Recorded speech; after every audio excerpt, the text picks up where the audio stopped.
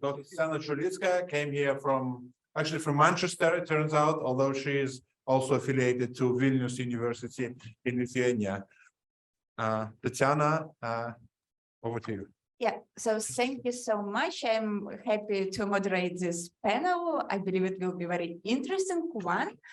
We will discuss this societal dimension of Belarus and what is going on in Belarusian society or in some spheres of Belarusian society. And I'm proud and privileged to introduce my colleagues on this panel. We have online Dr. Vitali Byl. Vitali, hope that you are with us, please. Yeah, hi Vitali. And we have also Tadeusz Giczan, who is also here with us in person. And I'll introduce you a bit later on, but we will start with Vitali. And Vitali is from Nesvish originally.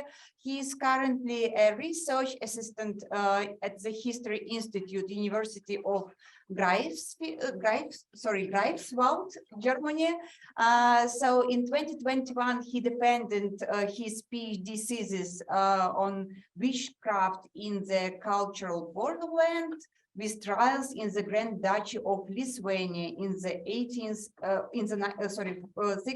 18th century. His research interests are history of witchcraft and magic, cultural and religious history of Eastern Central Europe, and historical anthropology. So it's very interesting background. So please, the floor is yours, and please keep your time 15 minutes for the presentation. Thank you. We can't hear you. Sorry, you're probably muted. Thank you for this introduction. Today I won't talk about witchcraft and magic, but it's still an exciting topic and relevant to all my colleagues nowadays. So today I would like to talk about, to present my kind of research about researchers. I would like to talk how the social political crisis of recent years changed the academic landscape and history science in Belarus. Could you see my slides? Yes, yes. Great. The academy is an important producer of knowledge, of senses, of discourses, both for specialists and for wider public. This production usually can have a really lasting impact on the society, but society, political events also influence these producers of knowledge, of senses. And it is important to consider how this production, how this fabric, this plant of historical knowledge works in contemporary conditions.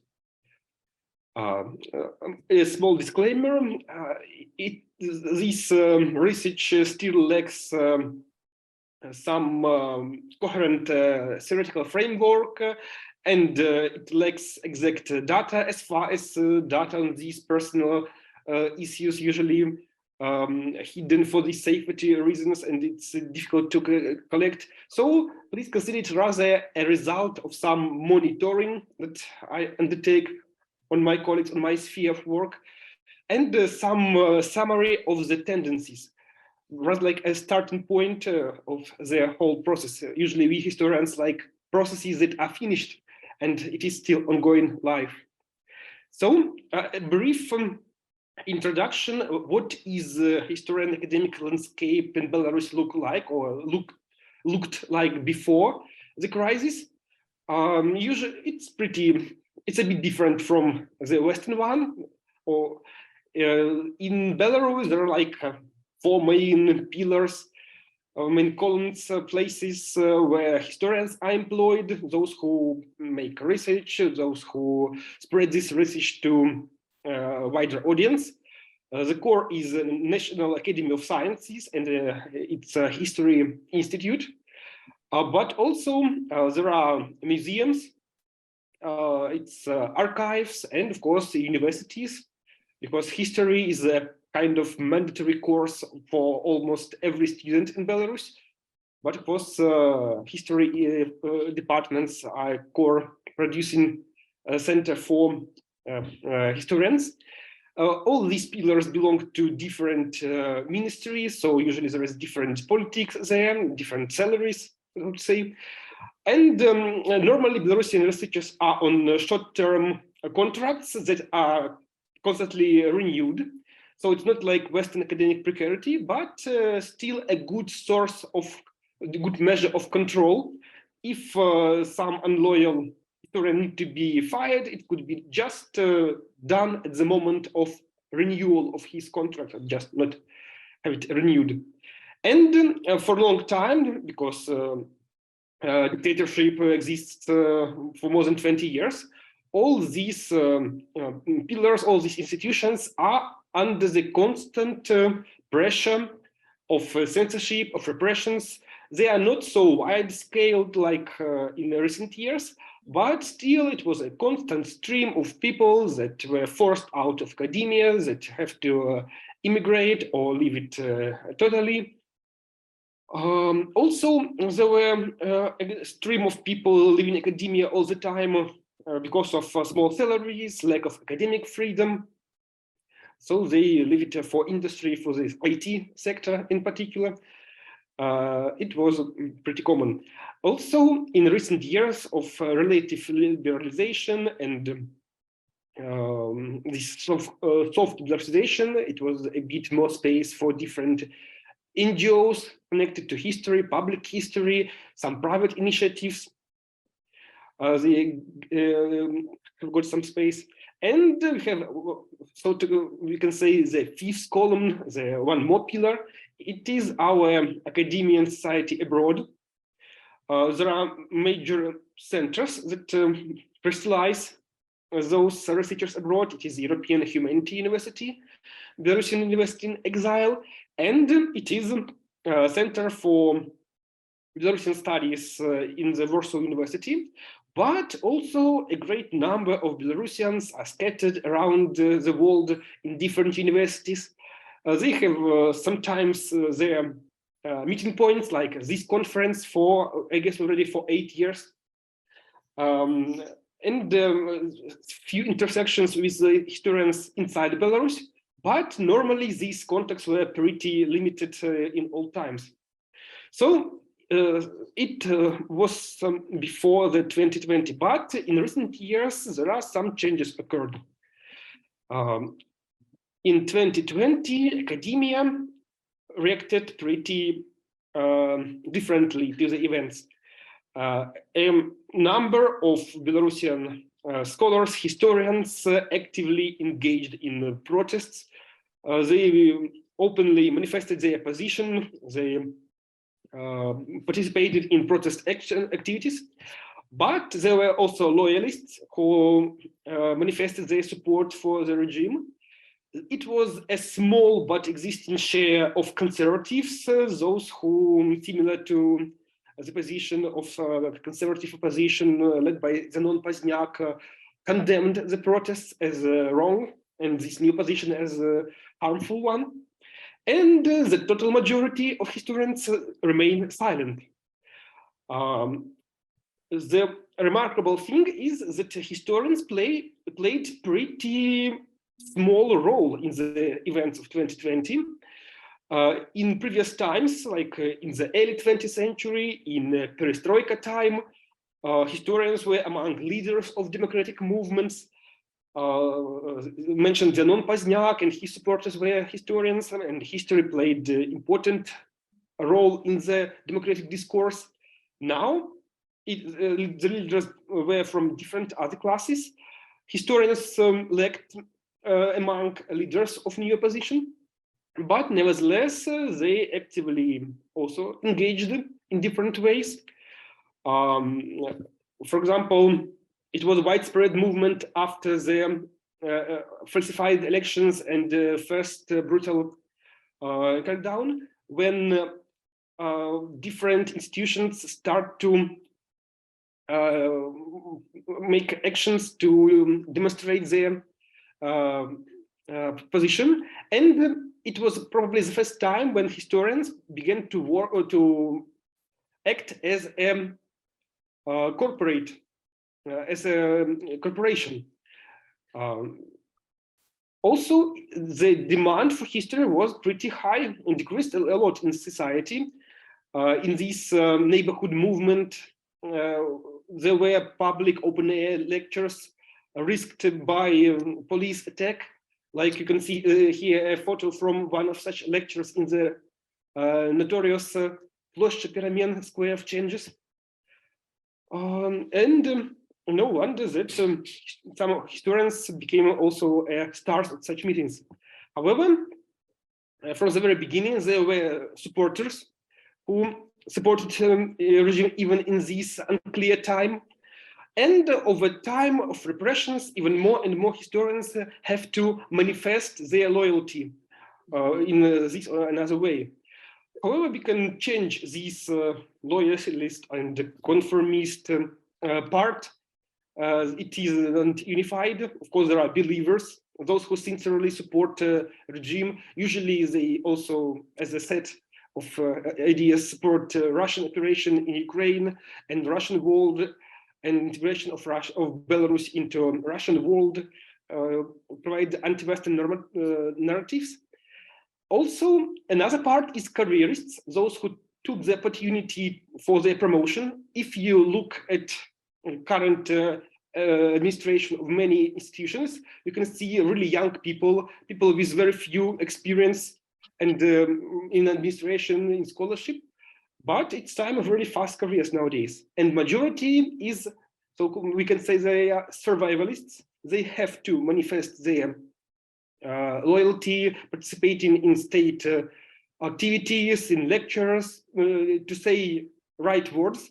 But normally they provide kind of silent sabotage, just be not very initiatively involved in these events. Of course, purges of great scale occurred nowadays in academia. First of all, institutions related to public outreach are targeted, like museums, like universities. But they were usually in old times under special control. But nowadays there is an attack on academic research. For example, here you can see the case from History Institute of National Academy of Sciences. You can see that between 2020 and 2023, the number of employees is, if judged on the information on the website, it increased from 98 to 122, but it lost 38 people employed in 2020. It's much more than in similar periods before. Some of them were dismissed or resigned in solidarity, and it was pretty loud cases back then. But a lot of these dismissals were really silent, and we have no idea where they are, and they were just fired or just quit. Another new trend is war on books. Usually, history books were not targeted, but now first it appeared in reportages from propagandists showing history books as sports literature, and then since the beginning of 2022, it began to appear in a list of extremist materials. So it's really prohibited to possess such books, to spread them, to sell them. And especially a lot of such books were added to the list in early 2023, including not only popular literature, but academic monographs. So we can say that even this pretty natural, limited academic freedom of this professional research is more and more targeted. Except for purges of those involved in activities. Normally, I don't know cases of purges, repressions for the content of publications, but mostly for the activities. the regime wants to reshape the very structure of historical memory.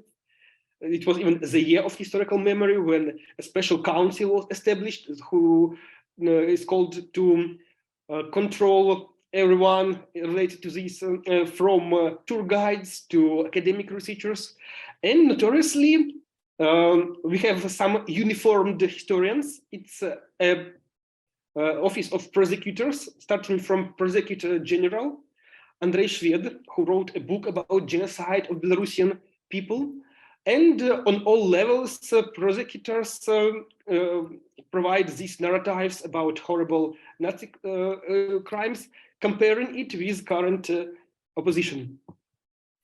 No wonder that Belarusian academy that was pretty isolated before, now is totally isolated, and especially after Russian invasion of Ukraine, and all established ties were severed, but at the same time, a huge amount of Belarusian researchers, probably really the biggest one for a really long time, appeared abroad and joined Western academia. It was a wave of solidarity among colleagues during the Russian protests. However, it was a bit difficult to organize such a rapid solidarity in many of countries. However, traditional destinations like Poland and Lithuania, to a lesser extent Germany and Czech Republic, attracted a number of repressed scholars, including pretty prominent ones. However, it is now it is a crossroad. There are attempts of this new academic diaspora somehow to organize. There are online events organized by, for example, Belarusian Institute in Prague, this NGO uniting Belarusian researchers, or by European Humanity Organization, University organizing open lectures. And thanks to these online tools developed in COVID time, it is possible to bring together researchers in Belarus, in other countries. And now it's still unclear, will it become a academia abroad, will it be a diaspora, or will these researchers just dissolve in this precarious Western academia? So to summarize, there are changes happened. The pressure on all history academy is decreased greatly, especially at those institutions related to public outreach. NGOs are at the several, or it's in fact paralyzed. Many of researchers left academia or even moved to internal immigration, and academic diaspora grows, but it began to communicate with Belarusian researchers at home, and we might be on the on the beginning of something new, or it can just go in vain, and we'll need years to recover from these severe crisis years. So thank you for your attention, and looking forward to your questions in the end of this panel.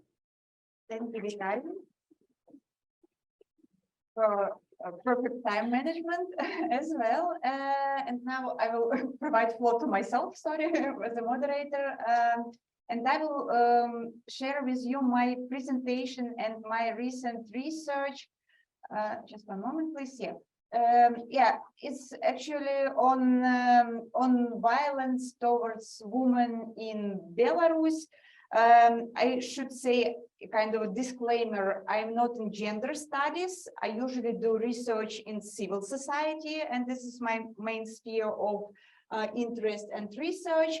However, I was trying somehow to balance between my political science and civil society research, but also like political sociology in this case.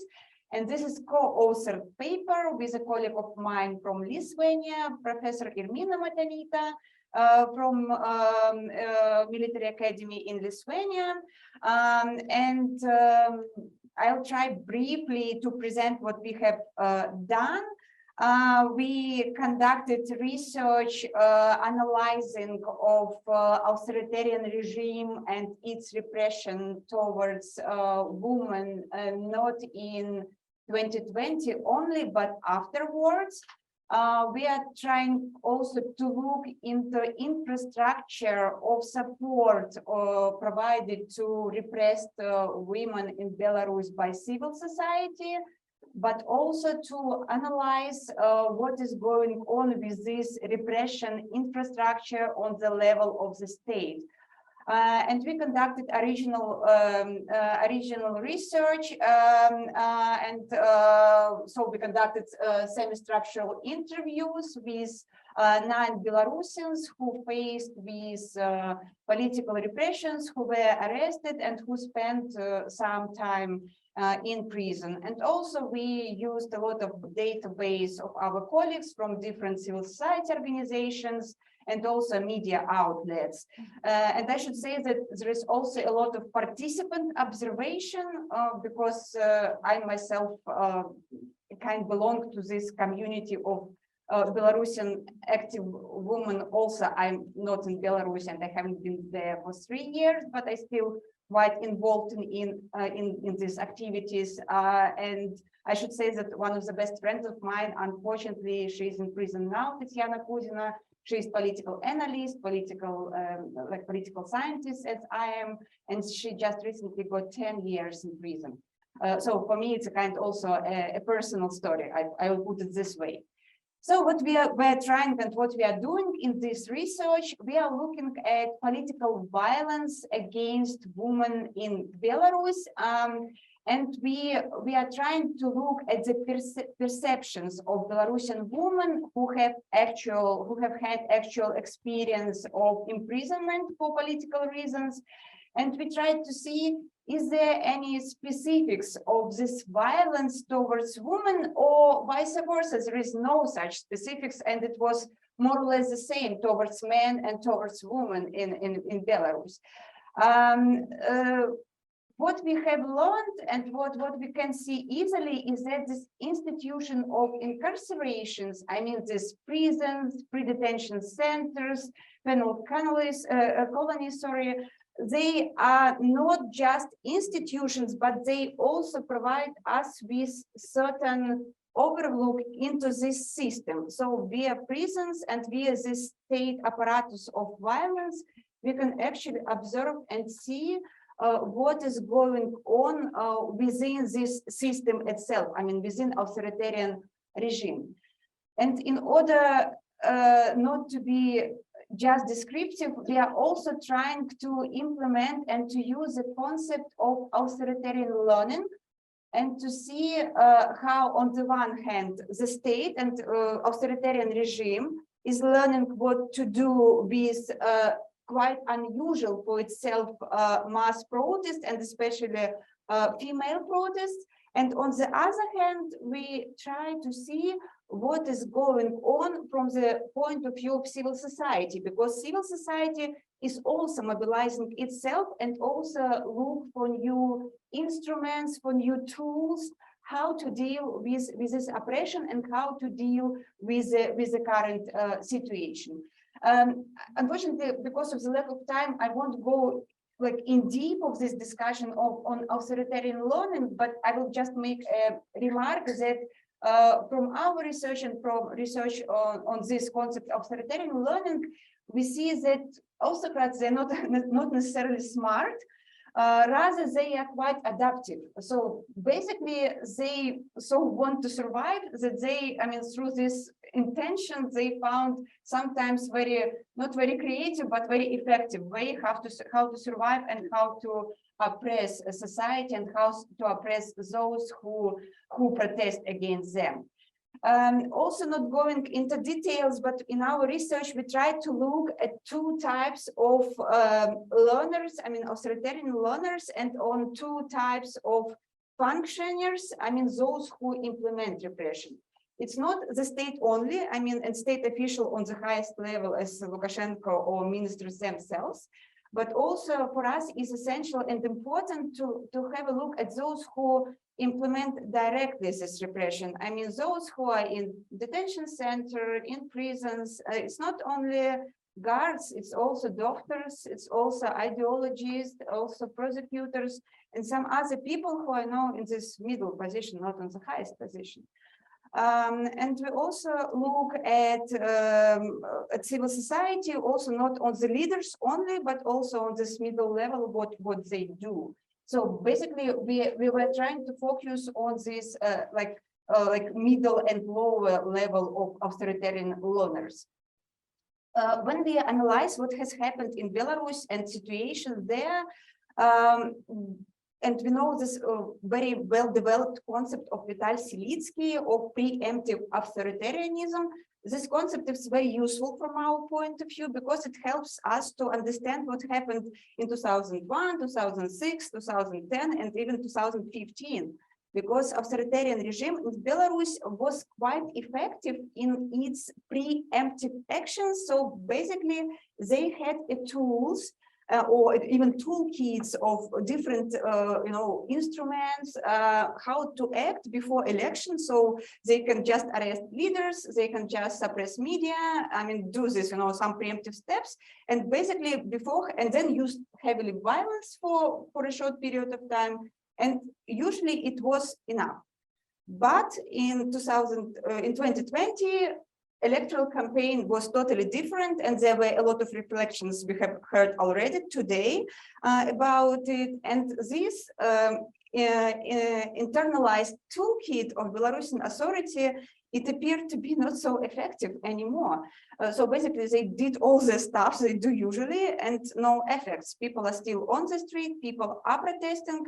And basically, our idea and our hypothesis was that they were not effective because quite new forms of social mobilization and social protest happened in Belarus. And one of these protests were these female marches or female or women protests in very creative, original forms.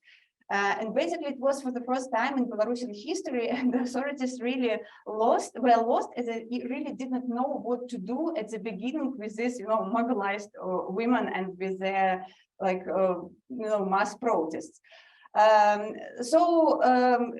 Just to finish the story about women, we know that there were marches, and at the beginning there were no repression against women. They just were observing but not acting. I mean, like siloviki and all these guys from repressive apparatus.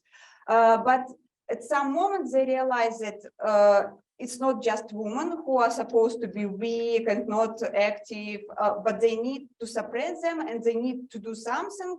And at the moment when they realized it, they just start to use the same violence towards women as they did previously before the men. However, this female mobilization also did not disappear totally. And even now, in situation of this total repression, we observe a lot of female-centered activities. For instance, there are informal networks of support of political prisoners, and usually they are based mostly on female, not on male. I mean, it's a kind of anthropological, development. But of course, men are also involved in this infrastructure of support. Just briefly, in Belarus, they have quite a well-developed infrastructure of repression.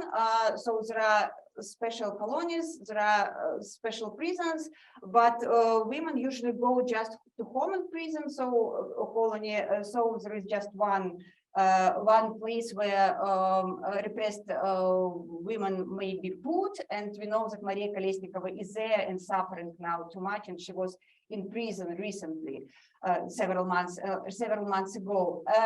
Unfortunately, there is very poor statistics on state violence in Belarus. Data is very outdated. There are no adequate analytical research on it or statistical data, but we have some, and we know that that in March 2023 there were at least 154 women, but in reality there are much more. But what is interesting, it's also a bit about our discussion about the gender aspect of elderly. If in case of elder people, more women are involved in protest. In case of this political repression, unfortunately, more men are suffering from it, but still there is this around 30%, approximately women who are in prison. But also what is important and essential for us is this infrastructure of solidarity, which is developing in parallel with this, very repressive and very strict mechanism which authoritarian regime uses. So we see different types of initiatives who assist women. One of them is a so-called old civil society organizations, well established, internationally recognized, and I can say example of Vesna Center here. There are some newly created initiatives like Baisol Foundation, but there are also special female or women foundation, for instance, Belarusian Women Foundations founded by Veronika Tsipkala, who was one of the 3 graces during the campaign. And there are these informal horizontal grassroots structures, networks that unite people based on their personal engagement. And they basically provide this material or symbolic assistance to those who suffer from political repression. Just briefly about the outcomes of our research, as I told, we conducted 9 interviews with women. They were incarcerated for different periods of time, and we conducted actually this field research only, in 2022. So, it's a bit old, but still it's relevant, of course. And we were trying to answer or to reflect on several narrative lines, but also on several research questions. So we were trying to see, is there a difference between violence towards protesting men and women in Belarus? And just briefly, we can say that at the beginning, yes, indeed, there was a difference between how authorities react to men and women. But then after authorities realized that women are indeed dangerous, they started to use the same crucial violence against them. We also looked at the specifics of repressions against women, and we saw quite different aspects here. What is interesting and striking for us is that, of course, there is a lack of experience, knowledge, and practices of prison guards and those who are involved in this repressive infrastructure towards women prisoners, because they have never faced with such social profile of there are a lot of well-educated middle class or even higher class women, and they just do not know what to do with them. There is also a kind of a very interesting interplay in between men and women officers and prison guards. Sometimes they said that women who are in this repressive apparatus, they're even more severe than men are. And it's a kind of a, women who are inside this repressive apparatus might be might use more violence against women than men do, and it's also kind of a very interesting thing to reflect on. Unfortunately, I'm running out of time, but also what we were looking at consequences of imprisonment for a women, and we found, of course, Stockholm syndrome, because some of them, they were saying, oh, our prison guards, this, like middle or lower levels of authoritarian loners, they are not so bad. They were quite, good attitudes towards us. There is also a kind of a mixed feelings, sense of guilt, thankfulness towards members of the families and towards members of these informal networks who support these imprisoned women. And also sense of psychological and emotional vulnerability and need of external support. The last thing I will mention here, and I will stop, is also what we found in this study is development of women's solidarity networks, and they are not outside of the prisons only, but inside of the prisons, and it's very important and very interesting. These solidarity networks inside prison, they basically provide internal infrastructure or even self-support to women themselves. So they basically try to establish rules for themselves, try to assist to each other, try to find ways how to survive in this situation.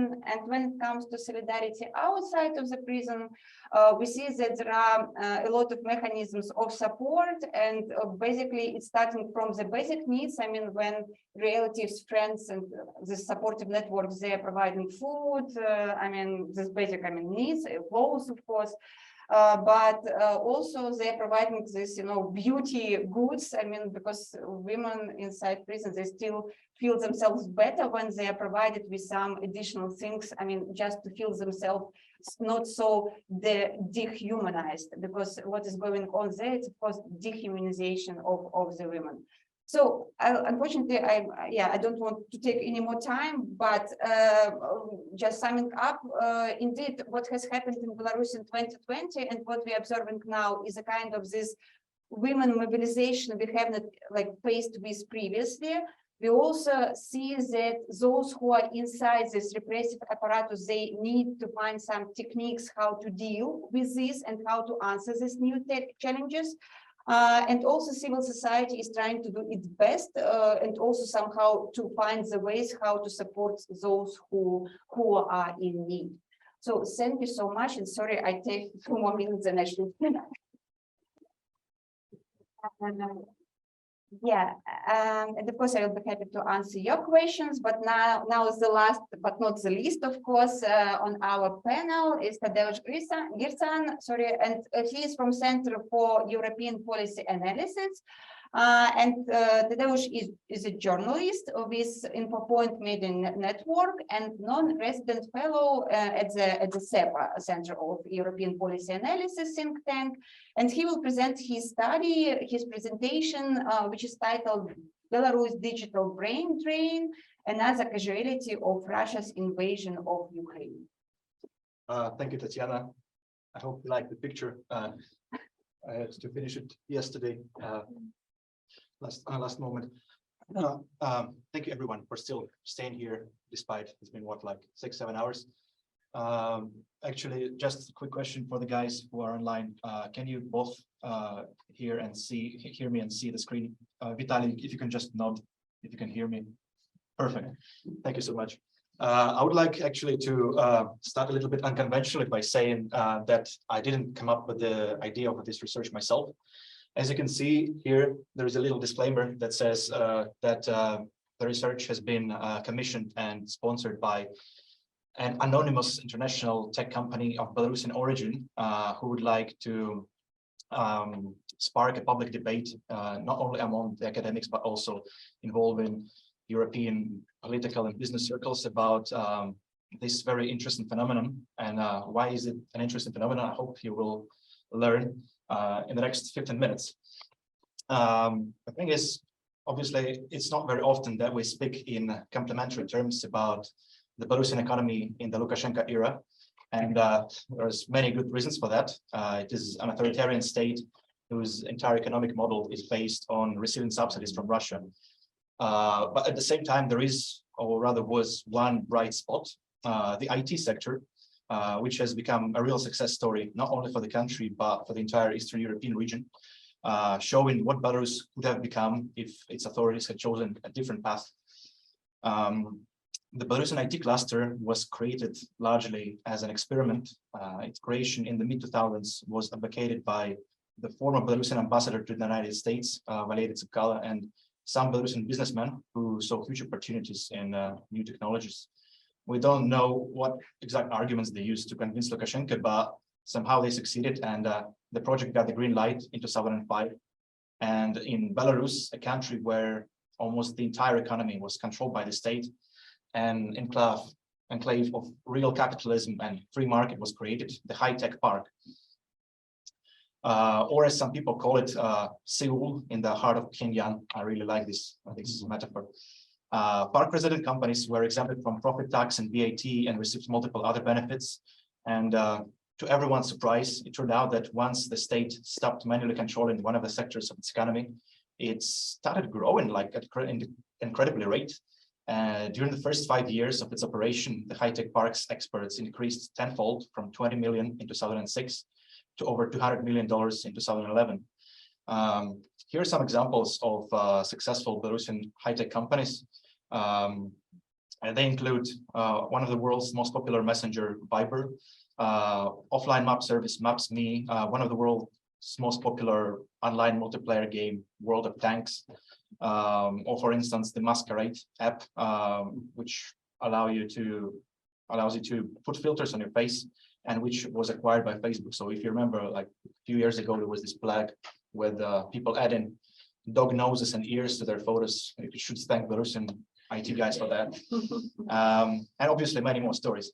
And encouraged by these success stories, the government decided to liberalize even further.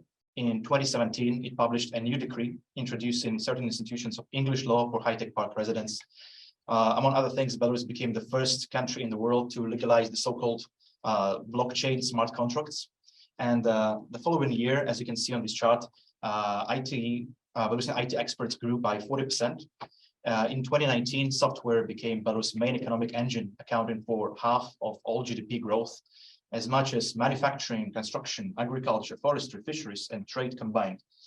And total exports of HTP, which is high-tech park residents, exceeded 2 billion in 2019, and kept skyrocketed. In 2020, then U.S. Secretary of State Mike Pompeo visited Belarus and tweeted, as you can see on the screen, that he was, quote, inspired by what I saw at the high-tech park. The growing prominence of the Belarusian IT sector raised hopes that it could help open up the country's state-dominated economy and reform its repressive politics. But as you may be aware, the August 2020 presidential election changed this calculation a little bit. One of the distinguished features of the 2020 election campaign was the active participation of the IT people. And I have to say that I've already mentioned that one of Lukashenko's main rivals in the election race was the founder of the high-tech park, Valery Tsepkalo. IT specialists were the authors of various initiatives, from simple crowdfunding platforms to more sophisticated digital solutions for documenting election rigging. And the most prominent of them you can see on your screens. It's called platform Golos, or Voice. And it was developed by a team of IT specialists to monitor the integrity of the vote count. How it worked, because it's really interesting. Before casting their ballots, voters were asked to take a photo and upload it to a special mobile app indicating their constituencies.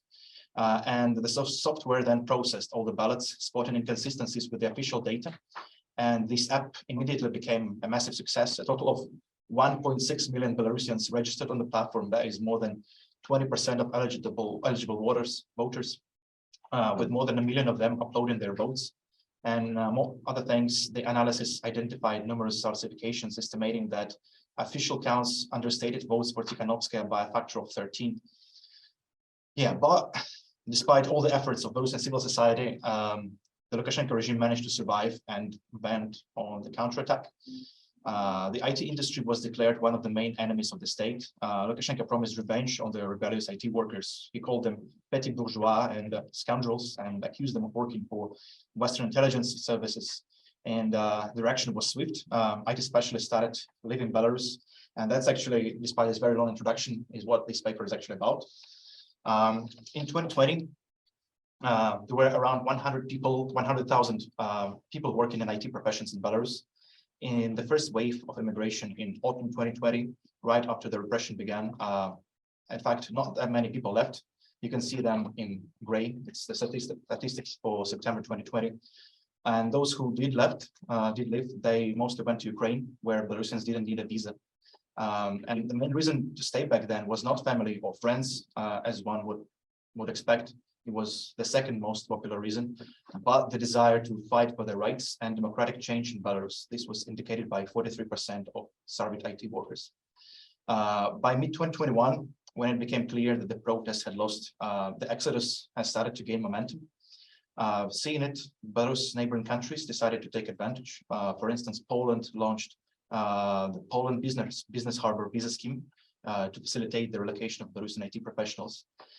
It became a big success, allowing Poland to overtake Ukraine almost instantly as the most popular destination for Belarusian IT workers, as you can see here in blue. At the same time, in 2020, 2021, despite the fact that according to all surveys, the absolute majority of Belarusian tech specialists were considering moving, no more than 10,000, maybe a few more, a little bit more, actually decided to do that.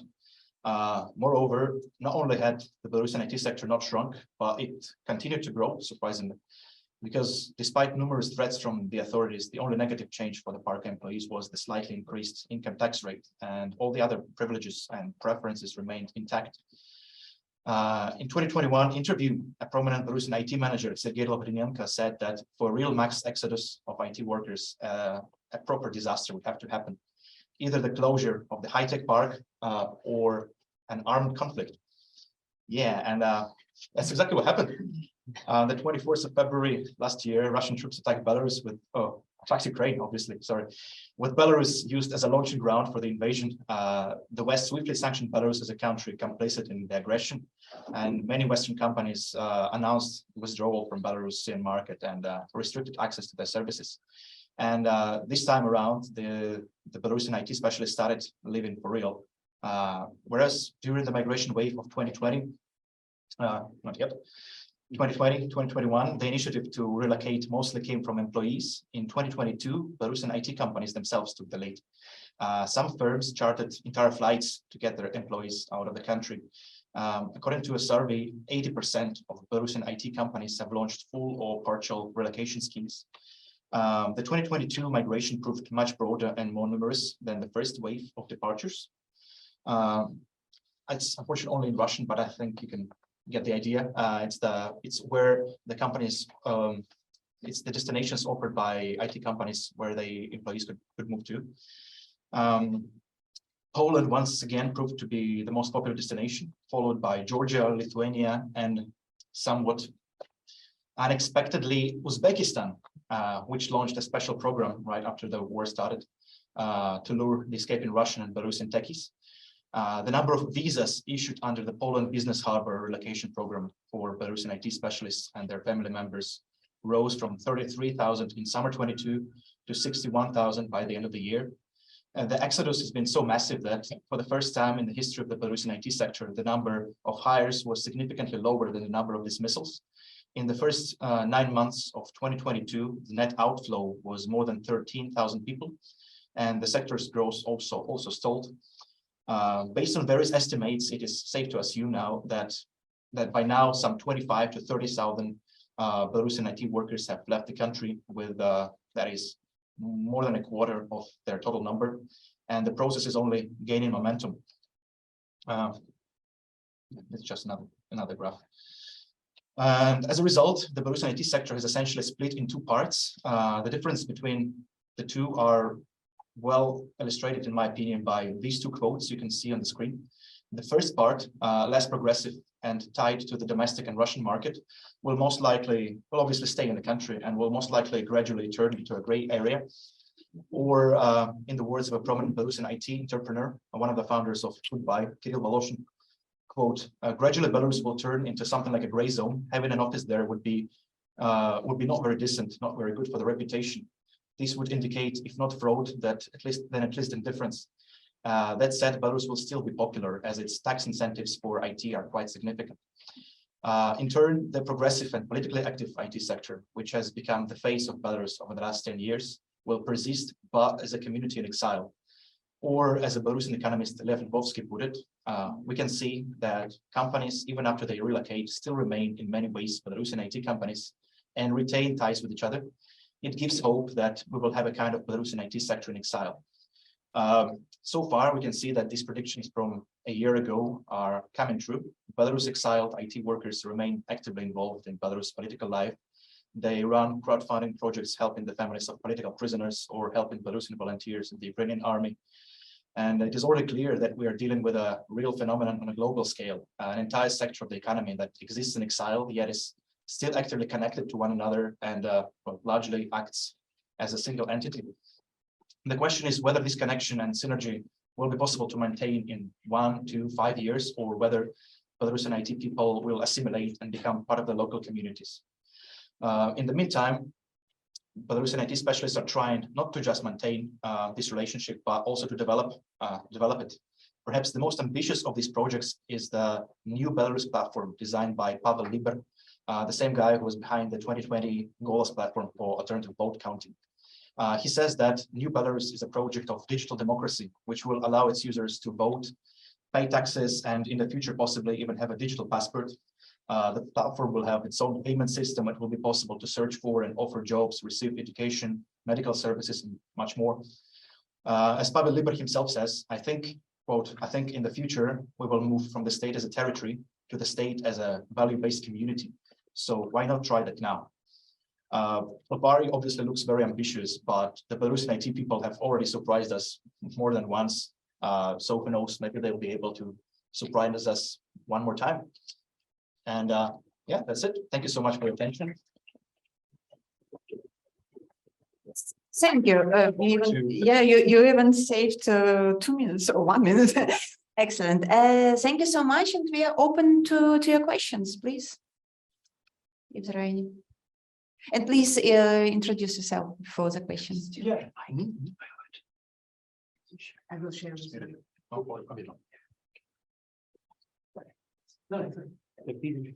Yeah. All right, thanks. So I'm Rashid Chaudhry from Manisa Celal Bayar University in Turkey. My question is for Tadeusz, and I'm just wondering regarding the map that you showed with the destinations of people leaving Belarus, IT people leaving Belarus in 2022 after the beginning of the war, the percentages seem to add up to a figure much higher than 100. So I'm just wondering what the percentages on the different countries actually indicate. Thanks. Yeah, unfortunately, it was only in Russian. Otherwise, it would be more clear because. Okay. Sorry, because it wasn't actually the map didn't show the destinations where they moved. It was the destinations that were offered by their companies to relocate to. So obviously, some companies offered their employees to move to Poland or Lithuania or Georgia. That's why they overlap and the total number is higher than 100%.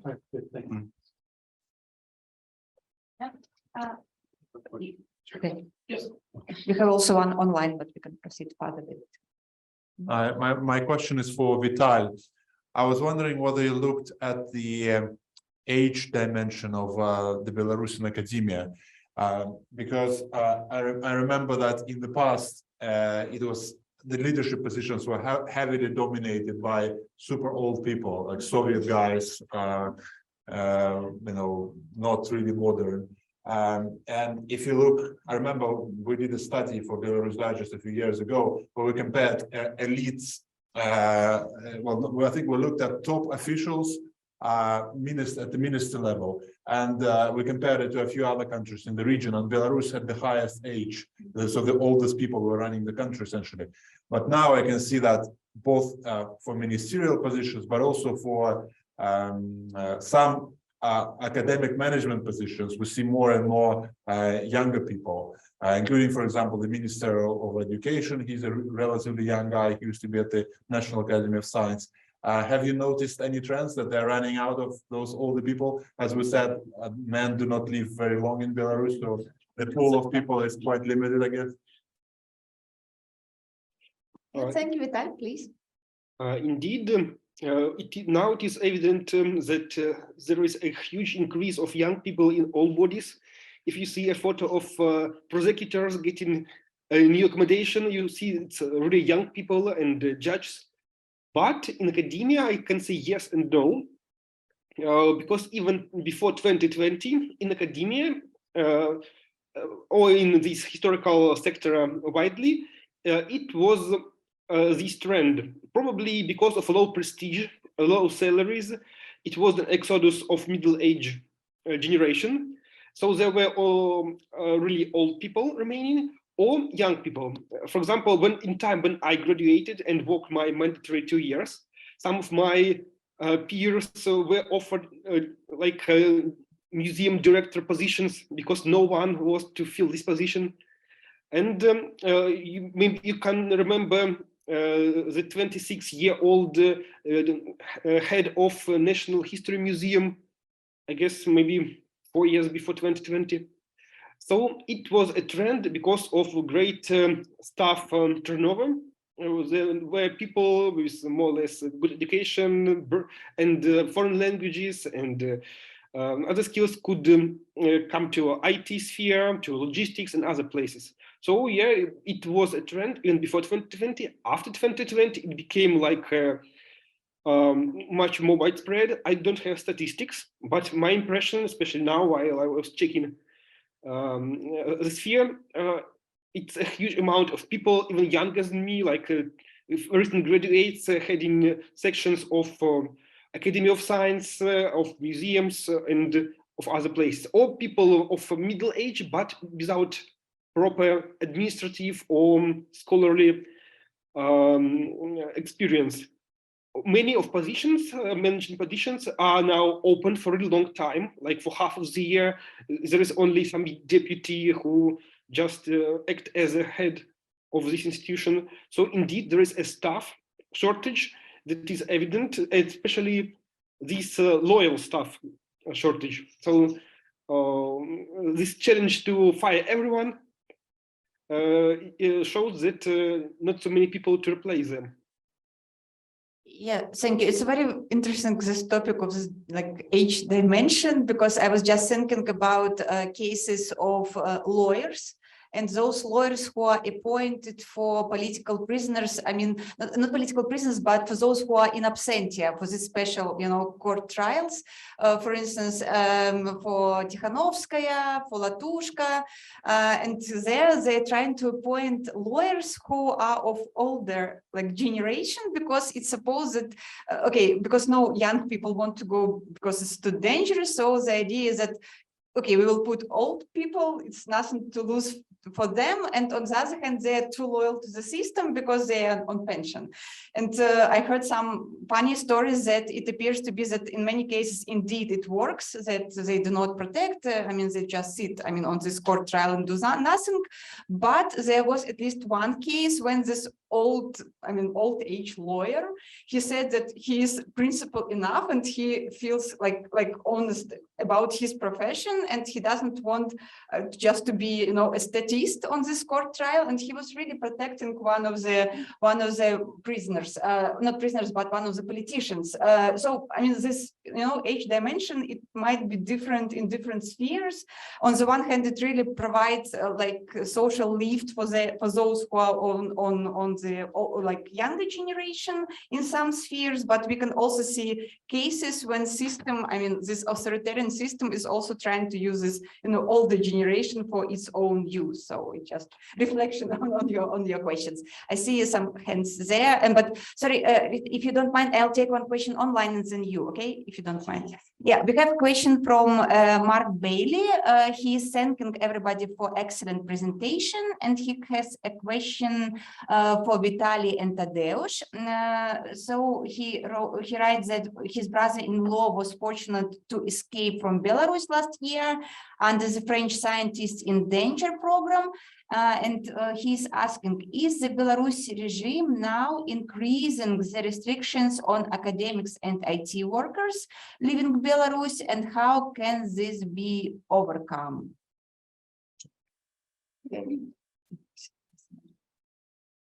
Okay, I can start. I cannot say. Okay. I've heard someone said earlier that repressions in Belarus are targeted, and I actually disagree with that, because they were targeted in late 2020, but at some point they became total. And I don't see that the regime treats academics or IT specialists differently. At some point they started repressing literally everyone. Even the bird watchers community was raided and people thrown in jail. Everyone is under threat, and it's very good that programs like the mentioned Scientists in Danger program exist, because scientists are in danger, academics are in danger, IT workers are in danger, but not specifically. There are no main targets. Everyone is a target. Maybe Vitali has a different view. I can agree that those who were active were purged in the first wave. And now these repressions are pretty sometimes even random. I can't say there is a special targeting of academians at all, but indeed there is a control of some spheres. Like I worked in the museum, I have some network in the museum sphere, and they are especially under control, and they can be fired for for very minor things. If you mean returning to Belarus after such program, there are no formal restrictions. If there are no criminal charges pressed, it is possible to return. But to obtain a post in this state academic system will be probably difficult unless there are some influential corrupt networks are in use. So now I can't say about particular targeting. It's a constant pressure, growing pressure and control of the sphere. But maybe in future I could be a bit of a Cassandra. It will be more pressure on academians, on researchers. Before this, if you are in this framework, if you don't touch political topics or political activism, you're pretty safe to write about Stone Age or something like this. But this trend to criminalize books of history, shrink this allowed framework. So maybe we will see more repressions on these pure academic researchers than we saw before. So yeah, my prognosis is pretty pessimistic. So with the chair's permission, I think there is a misconception that people are prevented from leaving Belarus. I think in general, they do not mind people leaving Belarus. The more people leave, the less work the security services have. And so if you are a scholar, if you found a job somewhere else, usually the main problem is to get a visa to go to that country, because it's really difficult to get a visa inside Belarus these days. But they will not stop you on the border unless there is a specific case against them, against you on some issue. They usually are happy if people leave. Even they were even trying to kick people out of the country in 2020, 2021, rather than putting them in prison. And Tsikhanovskaya is one example. So they should be able to leave. The question is whether they can safely return, because then it becomes a bit uncertain, because there were a few cases where people were arrested and then some charges were pressed against them for, you're subscribed to a wrong Telegram channel or things like that. But overall, they actually encourage people with different views to go, to leave the country. It's less work for them. Yeah. I think it's very good comment. I think that we have Ruth and then we have Andrew with the questions. Yeah, right. Okay. Thank you. Thank you. So yeah, I have a couple of questions, if that's okay. So the first one will be for Tatsiana. So I was wondering whether you happen to know how frequent is the use of taking away parental rights as a form of state violence against women, if it's because to my knowledge that was used against Tsikhanovskaya as well as Tsapkala and some of other activists, but in general, just wondering if you happen to know if that's like a frequent tool of violence. And the second question will be for Vitali. So yeah, I wanted to come back to this age dimension where it's been left up. So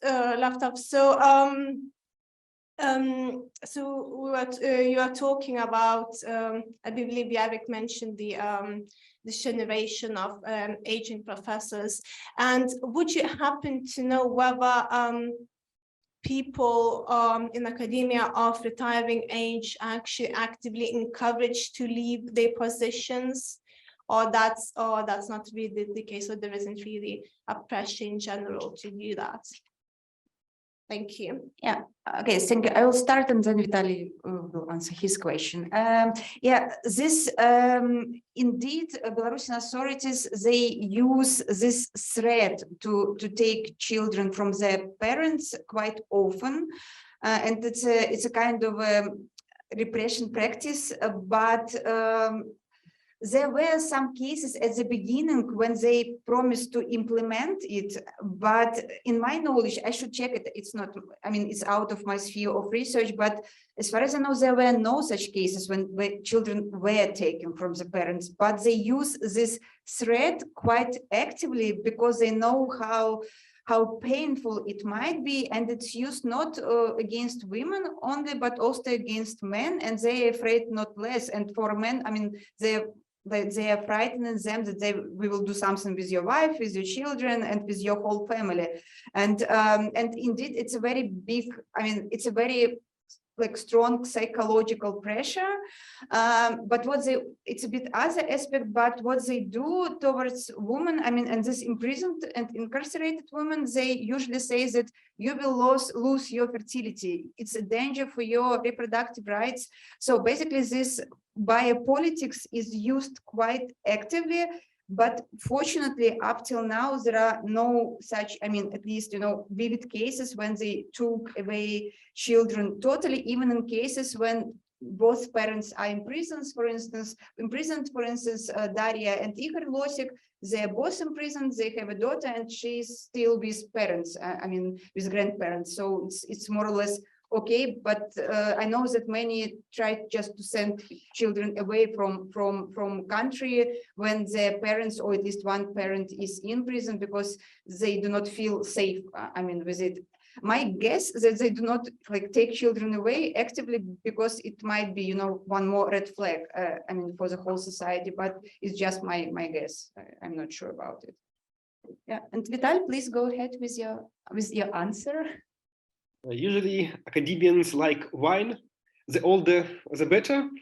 In the recent case, now after 2020, I can't say there is a purposeful replacement of older academians by younger ones, but it was a case a bit before. It was, as far as I know, it was a kind of optimization of in universities, in museums also, and this purpose was to reduce the number of staff to save money, and then these older who are already of this retirement age were forced or commanded or somehow pushed to retirement, and as far as I know, then academic institutions were purged, so to say, on this age criterion. But now I can't say it's a purposeful age related politics. Rather, it deals with political views, political position, some stance, some networking within. So now in current politics, I guess age is a mindful role. I guess probably younger functionaries are encouraged because new people can be more loyal to those who promote them, but I can say that older ones are pushed away more actively than before. Okay. Yeah. Thank you, Andrew. Please, your question. Andrew Wilson, UTLC. So looking at newbelarus.com is created by Belarusians for Belarusians. Here we can help each other out and stay connected wherever we are. Okay, but what do you think of the big play? New Belarus is a platform for a free state in your own smartphone.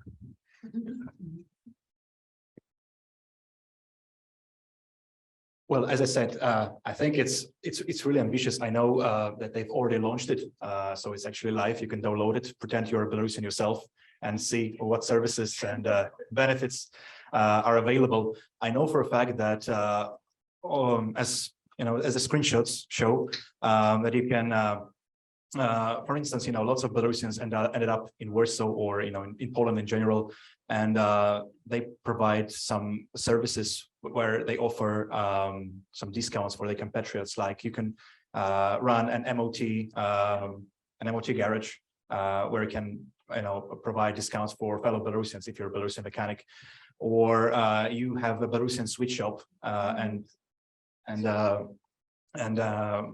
obviously, if you want to support or like help your compatriots, you can also offer a discount, or you can promote your event. I don't know, some events for kids or some concert, whatever.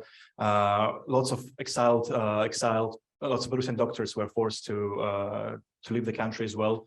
And if you don't speak a language, a local language, you can actually connect through a doctor specialist through this app.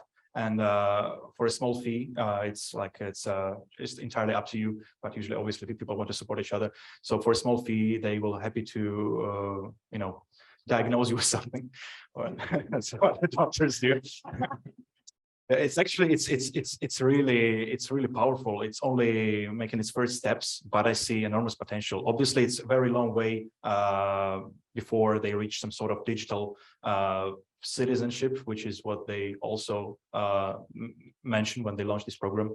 But I think it has a future, definitely. So Andrew, I encourage you to register out of scientific interest and see for yourself. Is it called metaverse as well? Is it the same idea as metaverse? I think metaverse is just you have this like silly looking avatar and you need to wear all these like 3D glasses, and it's something totally different.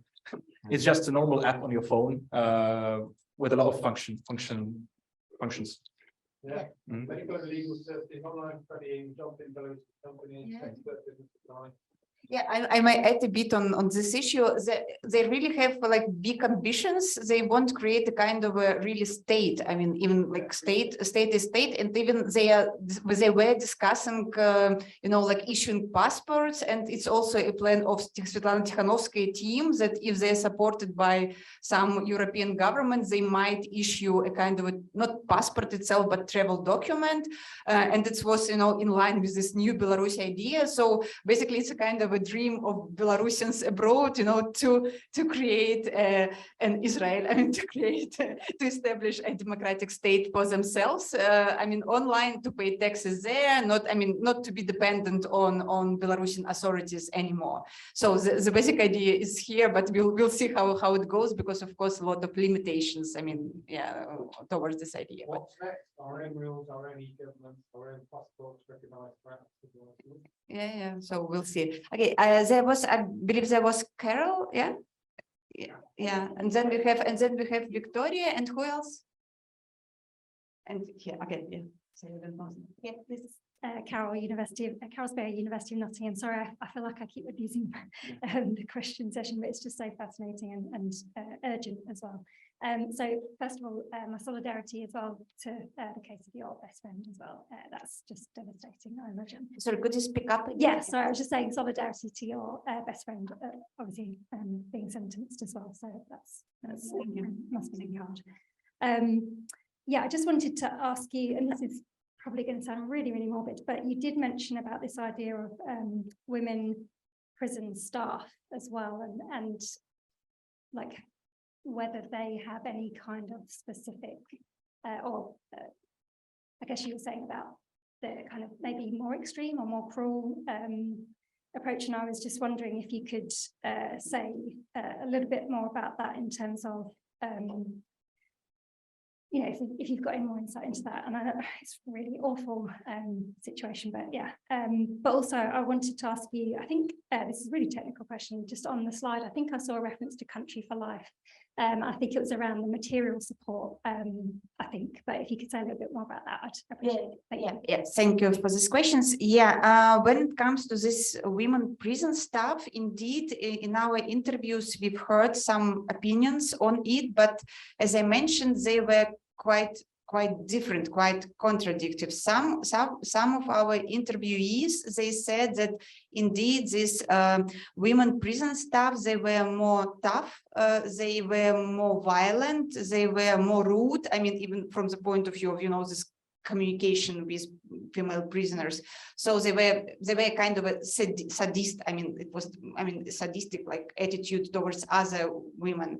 But there were also cases like opposite, when like women, they just feel more sympathy towards female political prisoners. So I can't say any tendencies here because the sample is too small, of course. but there are certain difference, I mean, gender difference between male and female prison staff. I think it's even maybe more about, you know, this psychology. I mean, but still there are differences. We can assume it, but more research is needed, and research is really limited here because we almost do not have access, I mean, to this field. I hope that I answer at least a bit here. Yeah, okay. And Country for Life, sorry, Country for Life, yeah, they are providing material support indeed. Yes, it was at the beginning when Sergei Tikhanovsky created this Country for Life, Страна для жизни. It was a media platform. It was not just media platform, but it was a kind of advocacy campaign. I mean, everything. They were just gathering opinion, I mean, making media products and spreading words. But later, and now they function in Poland, and they function like civil society organization or foundation, which provides material support to political, not just political prisoners, but those who suffered from political repression. And they also were even involved in some pro-Ukrainian projects. Maybe they were helping those Belarusians who escaped from Ukraine, but they indeed provide some material assistance. Yeah, I hope that answers. Yes, thank you. And I don't remember, it was Victoria, and then here there was a question. Yeah, we still have 10 minutes. Thanks a lot, Victoria Leukovets. I'm a postdoctoral fellow at the Stockholm Institute at the Swedish Institute for International Affairs. I'd like to ask my question to Tadeusz. You basically argued that IT sector is rather homogeneous in its anti-Lukashenko stance. And I wonder, do you know about any key IT specialists or IT companies which prefer to side with him, in fact, which support him? And the second question to you is, do you know anything about cooperation between Belarusian IT specialists and Russian IT specialists in holding their governments to account? As we all know, 2024 is behind the corner. Russian elections are coming up. And in Russia, there is also an initiative called Voice, if I'm not mistaken, Golos. It's a slightly different initiative in comparison to the Belarusian one, but perhaps you have heard, you're aware of any cooperation between Belarusian and Russian IT specialists in creating something to hold the Putin regime accountable, let's say in 2024. I also have a question to Tatsiana. Thanks a lot for your presentation. It was very interesting. I was especially interested to learn about these women's solidarity networks, which exist in prisons and outside of them. My question was slightly preempted by Carol's questions. I will ask a different one. You mentioned that Veronika Tsapkala has recently created her organization, her women's organization. I haven't heard about that. And I'm wondering, what's in general the opinion, to this? Is it popular? Is it approved by women? Is it, I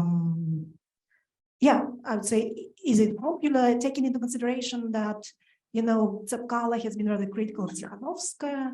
They have been competing with each other. So how is this organization perceived among women? Thank you. I'll go first. Thank you for your questions. The first one about the homogeneousness of the Belarusian IT sector, or the lack thereof. I think the best source we have to evaluate that is the periodic service conducted by the Belarusian main IT website, DevBuy, which is essentially used by all the Belarusian IT specialists. And I've been following it for a few years now and checked all the service. And there is this constant figure that constantly comes up when IT specialists are being asked about their political preferences, is no more than 5% of them are happy with the current state of affairs and support the Lukashenko regime.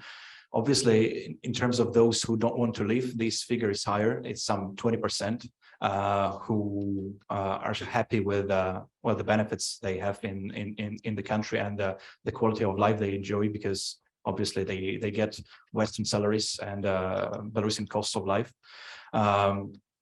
But all in all, I would say the percentage, the difference between those who support the current regime and those who oppose it is so big that it's safe to say that you know, the support for democratic change is almost universal among the Belarusian IT sector. Speaking as for your second question about the cooperation with Russia, I remember that sort of Russian version of the Golos platform and how it failed spectacularly, literally within a week or two after its official launch, because it turned out that they compromised effectively all their databases with all the people who registered in this platform, all the Russian Navalny supporters. It was hacked almost immediately by, I don't know, FSB or whatever, and it became a major failure. To be honest, that's another it just gives us another reason to praise what an enormous job the Belarusian guys did, because so far, even though the country's secret services had multiple attempts to compromise all these services, the way they were built from the technical point of view allows them to withstand all these hacking attempts. But slightly off point, but the only real cooperation between the Belarusian IT sector and the Russian IT sector I'm aware of, and that actually features in the media sometimes, is that of the loyalist part, that's the very tiny loyalist part of the Belarusian IT sector that developed the keypod system for monitoring. Well, the CCTV system that connects all the cameras to into one control room, and that can recognize people's faces. This is original Belarusian program, but Russians bought license, and they've been implementing it all over Russia. So Russians should thank Belarusian IT guys for basically introducing a big brother to Russian streets. Yeah, but that's pretty much it. At least that's what I'm aware of. Thank you. Unfortunately, we're running out of time, but we will take two questions at least, and I will answer briefly about Tsepkalo. We have questions here and questions there. I mean, two in a row. Yeah.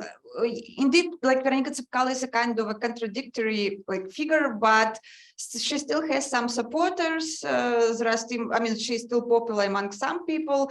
So basically, this foundation is not like a big foundation. I mean, it's called Belarus Women's Foundation. You may find it on internet. It's not newly established. I think it's like maybe even 2 years, something like this. But I mean, they have their own audience, and the idea of the democratic forces and democratic movement now is that it's better to have many organizations, and even if people are not very friendly to each other, but they still can do similar, can follow similar goals. So that's why nobody, of course, is opposing this action of Tsepkalo. And there are also some nice women small initiatives like Politvязанка. It's a female political prisoner. I mean, it's called Politvязанка in Belarusian, and it's very nice. I mean, people are doing this, smaller initiatives which are supported by others. I hope that they answer it. So, and we have here a question and here, and we will take two and then answer them. Yeah, please go ahead. Thank you very much. Natalia Chernyshova, Queen Mary University of London. Thank you all for your fantastic papers and research in such difficult conditions. My question is very quick to Tatsiana, if I may. You mentioned that the Belarusian authorities were sort of learning on the job how to be authoritarians, and particularly in dealing with women. First they didn't know how to respond to women's protests, and they didn't quite know how to handle women political prisoners and so on, but they've learned. And I find that very interesting, and I wonder if you, and sometimes, people say, well, Belarus is like a laboratory for the Russian authoritarianism, and Big Brother is learning from Belarus, and there are reasons to say that. But are you aware of any kind of role models for the Belarusian authorities where they're learning their craft? Are they taking any lessons from somewhere else in the world? And similarly, on the other side, on the receiving side of state violence, do women take a role model or come up with strategies from outside Belarus for example, the protesters generally during 2020 and 2021 adopted some of the strategies of Hong Kong protesters, be like water, that sort of thing. So I wonder if female prisoners specifically had any, learning from outside. Thank you. And just a tiny point to say, you said there's so little or no research on female prison guards and their response. What came to my head was the Nazi concentration camps for women with female prison guards. There's something on that. Perhaps it'd be useful. I mean, it's horrible to say that. Yeah, thank you. Please.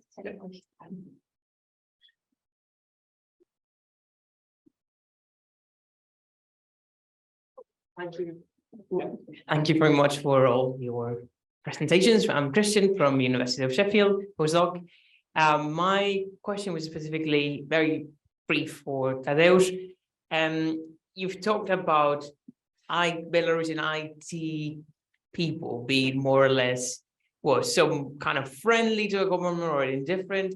Have you done any research, or could you tell us a little bit about those that specifically participated in this cyber partisan movement when they were hacking the KGB and other major institutions? Yeah, I think that you better go ahead. Okay, good. I will. It's my longest than yours. Natalia, thank you for fantastic questions. It's really good one. And in the paper, we are discussing about the sources of learning. For Belarusian authorities, of course, lessons from Serbia, of course, lessons from the Soviet past. They really adapt, practices of what was going on there. I would argue that they might learn something from Russia, but it's in case of state propaganda mostly. But then I will say it vice versa, that Russia is learning from Belarus how to repress civil society. I'll put it this way. And also they use this, positive example of democratization, for instance, in Georgia, in Ukraine, and they're trying just to build their tactics how to oppress it. When it comes to civil society is also learning from abroad as well. And they are I think that they are better learners because, for instance, it's not about women themselves, but it's about criteria for political prisoners. There was a big discussion together with the Council of Europe, and it was in 2016, previously, but they developed, this internationally recognized criteria who should be recognized as a political prisoner. So, and we can find more of such examples, but all these democratization learning programs which are implemented in Belarus, and sorry to say it publicly, but indeed it works. When they say that it's bad, Western influence on Belarusian civil society, indeed there is such a bad influence in Belarusian civil society. And when women organizations are going abroad and learning how to act, they put these practices, and we can discuss it later on because I have more insights about it. So thank you. Yeah, obviously, cyber partisans are another very cool and interesting aspect of this whole topic. The original research paper is actually obviously much longer, and there is a whole section dedicated to cyber partisan group. I just couldn't, I'm such a big fan of this whole thing that I didn't know how to fit this whole presentation into 15 minutes if I want to speak about cyber partisans. But actually, speaking of cyber partisans, among other things, Paul asked people on the previous panel about the Ministry of Health data about the mortality of coronavirus in Belarus. And I'm now looking at the actual research paper, and one of the hacks, because cyber partisan group, they conducted one of the most successful probably hacks in the history of any nation state. They compromised and downloaded the entire police and Ministry of Interior databases, literally terabytes upon terabytes of information, millions of tapped phone recordings by police of state officials, and all people's passports, all employment history, literally everything. And among other things, this hack helped to reveal that the excess death toll during the coronavirus pandemic in Belarus was 32,000 people, which is 14 times more than the authorities claimed. And they also did a lot of other really cool stuff. Like recently, they helped Bellingcat investigation team to expose one of Russian spies that operated under false identity in Italy by giving them access to Belarus border crossing records, because they literally have all the data, all the state data. You can imagine they have it, and yeah, that's why it's an incredibly broad topic, and it should be another presentation just to give people some idea of just how successful this hack was and what a really brilliant organization that is. And the fact that we don't know anything about them, we only assume that none of them is based in Belarus, but they are Belarusians living abroad. Some of them have experience in cybersecurity, but we really know nothing about them. They have this public representative, a lady, Juliana Shimitaviec, who lives in the United States. So she sometimes sheds some lights on their activities, but that's as much as we get. And it's very enigmatic and really cool. So thanks for asking that.